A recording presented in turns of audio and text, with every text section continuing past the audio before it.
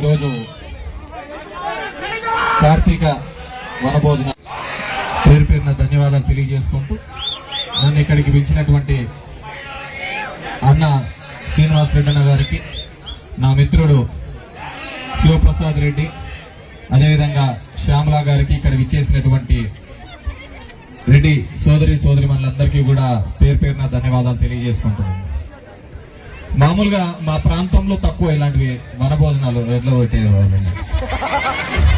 అందరూ ఏడున్నారు రెడ్లే అందించుకున్నాను తెలుస్తాను. మాదంతా చాలా తక్కువగా ఉంటాం కాబట్టి కలిసి ఉంటాం అనుకుంటాను. ఈడ ఎక్కువ మంది అయ్యారు కల్లా కొట్లాడుకునేది పీక్కుంటేది ఎక్కువ. ఏదైనప్పటికీ కూడా మేము ఉమ్మడి ఆంధ్రప్రదేశ్ లో చూసేవాళ్ళం. ఎప్పుడైనా కానీ అప్పుడు కానీ ఇప్పుడు కానీ చూడండి 90 నుంచి 95 మంది రెడ్లే ఉంటారు ఎమ్మెల్యేలుగా. అది ఎవరున్నా కానీ, అటు కేసీఆర్ ఉన్నా, ఇటు రేవంత్ ఉన్నా, ఎవరున్నా కానీ, ఇటు వైఎస్ఆర్ ఉన్నా, ఎవరున్నా కానీ. ఎందుకంటే ఆ నాయకత్వ లక్షణాలు మనకు ఎక్కువగా ఉంటాయి. దాంతో పాటు ఒక చెడు కూడా ఉంది, మనకు ఈగో కూడా ఎక్కువ, శానా కొవ్వు ఎక్కువ మనకు. అవతలోడు ఒక మాట అంటే అసలు పడం కూడా పడతామా, ఎనికి గుంజేది తక్కువ కానీ అవతలోడు ఉంటే ఏ ఊర్లో చూసినా మనం కొట్టుకునేది ఎక్కువ ఉంటుంది. అవతలోళ్ళు మనం చూసి సంబరాలు చేసుకునేది ఎక్కువ ఉంటుంది. ఈ నాకు ఊరికి కావాల్సిందే లెక్క ఉంటుంది. ఈరోజు దరిద్రం కూడా అట్లే ఏడ్చింది మనం, అవునా లేదా? 5 ఏళ్ళు ఉన్నప్పుడు చక్కగా ఉంటే ఇంకే నాకుడికైనా అధికారంలోకి వచ్చేయకుండా మనం చక్కగా లేకనా కదా, అవునా కదా? మనం చక్కగా లేకనే ఇదంతా సమస్య. మొన్న మేము పులివెందులకు వచ్చినప్పుడు నాకు పక్కనే ఆనుకొని జగన్ రెడ్డి దగ్గరికి జనాలందరూ గొప్పలు వస్తానన్నమాట. ఆడ పోతున్న డిఎస్పీ వాడు వచ్చి అన్నాడు, లే మీరు ఈడ కాదురా ఉండాల్సింది, పోలింగ్ బూతుల కాడ చక్కగా పని చేసింటే మీకు ఈ కర్మ వచ్చేది కాదురా అని చెప్పి. ఆ బూతుల కాడ మనం సరిగా పనిచేయక ఏదో చెప్తాం కదా ఈగోలు ఇష్యూలతో, మాకేం చేసినాడు మనలో ఒకడు పైన ఉంటే మనం సిల్లుబాటు అవుతుంది. వాళ్ళు లేకపోతే మనకి ఏడుంటా జైలంబ పుట్టాగుట్టలు పట్టుకొని తిరుగుతా ఉండాలి, అవునా కదా? అదే నాకంటే మీకు ఆడపిల్లలకు చదువుకునే వాళ్ళకి హాస్టళ్లలో బాగా తెలిసి ఉంటాయి, అవునా లేదా? కాబట్టి మనం ఎక్కడున్నా కానీ ఆ రాజ్యాధికారం లేక మనం ఉంటేనే మనం 10 మందికి మేలు చేయడానికి అవుతుంది, 10 మంది యొక్క నమ్మకాన్ని మనం సంపాదించుకోవడానికి వీలేదు. ఈరోజు ఈ రాష్ట్ర చరిత్రలో ఎంతో మంది ముఖ్యమంత్రులు వచ్చినారు, కానీ ఆ ముఖ్యమంత్రుల యొక్క కొడుకులు ఎవరే గాని మళ్ళీ ముఖ్యమంత్రి స్థానంలోకి రాలేదు. ఎవడైనా ఉన్నాడు అంటే అది ఒక్క జగన్మోహన్ రెడ్డి మాత్రమే. ఈరోజు ఆ జగన్మోహన్ రెడ్డిని ఏదో విధంగా ఇబ్బంది పెట్టాలని ఎలా గుంటనక్కల్లాగా అందరూ చూస్తున్నారు. మనమేమో మనం పులి మీసించుకొని పులి సింగిల్ గా వచ్చాది, మీరు గుంపులుగా రండి అని. పులి సింగిల్ గా కాదా, కానీ దాంట్లో రాజనీతి కూడా ఉండాలి. ఏదో విధంగా అధికారం లేక రావాలి అని చెప్పి చంద్రబాబు నాయుడు నోటికి వచ్చినట్టు కూర్చొచ్చినాడు. మనం చూస్తే ఎక్కడే గాని అబద్ధం చెప్పకూడదు, చెప్తే చేసే తీరాలని. అది ఎట్లుంటుందంటే మన పురాణాలన్నీ చూసినా గానీ సత్యహరిశ్చంద్రుడు అన్ని నిజాలే చెప్పారు. యాడివే ఎక్కడ పోయినాడు రాజు కాబట్టి ఏదైనా గాని అశ్వత్థామ ఉంజరహ, అదే చంద్రబాబు చేసేది. కాబట్టి ఆ రాజకీయ కాంక్షను, ఆ రాజకీయాలకి, ఎందుకంటే ఇంతకుముందు పెద్దలు చెప్పారు, మనల్ని నమ్ముకొని చాలా మంది ఉంటారు.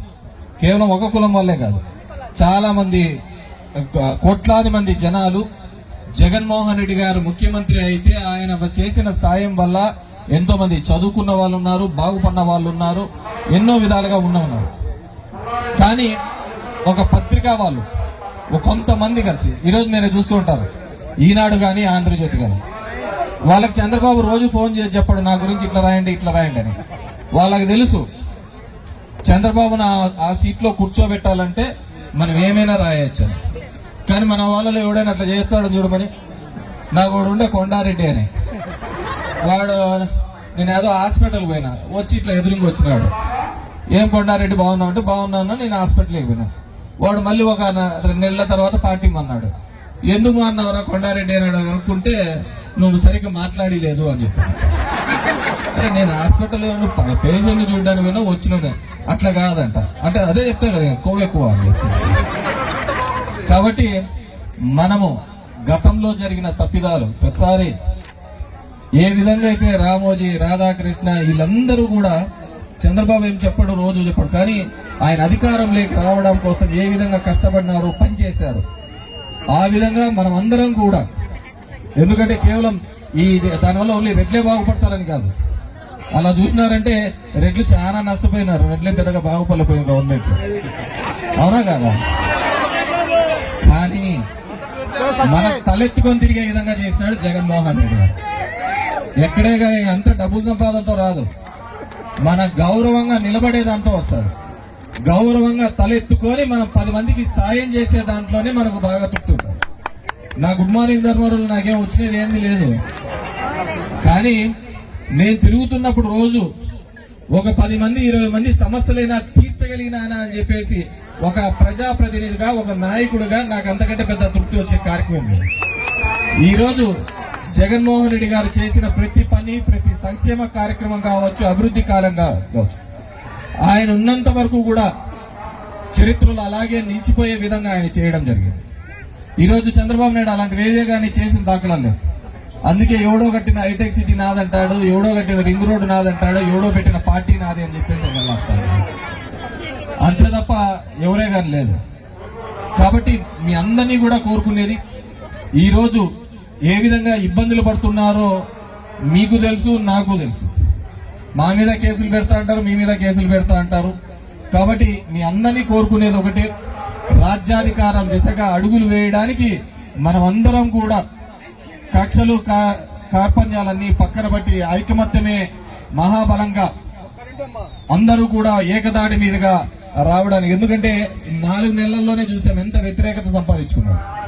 ఆ వ్యతిరేకత బయటికి రాకూడదనే ఉద్దేశంతోనే ఈ సోషల్ మీడియా గాని ఎవరైతే అది వ్యక్తపరుస్తున్నారో వాళ్ళని అరెస్ట్ చేసే కార్యక్రమం చేస్తున్నారు. కానీ ఇదంతా కూడా ఏదో ఒక రోజు ఒక విస్ఫోటం లాగా పగిలినప్పుడు వీళ్ళందరూ కూడా కొట్టుకొని పోతారు. పేర్లు అనౌన్స్ చేసి ఇట్లా రెడ్ల పేర్లు అందరూ చదివి వీళ్ళందరూ కూడా 2 నెలల్లో సంపి పడేస్తామని సంపిన కాలాలు కూడా ఉన్నాయి మా దాంట్లో. అలాంటి చోట కూడా తిరగబట్టి మళ్ళీ ఎగిసి మళ్ళీ జెండా ఎగిరేసిన ప్రాంతం.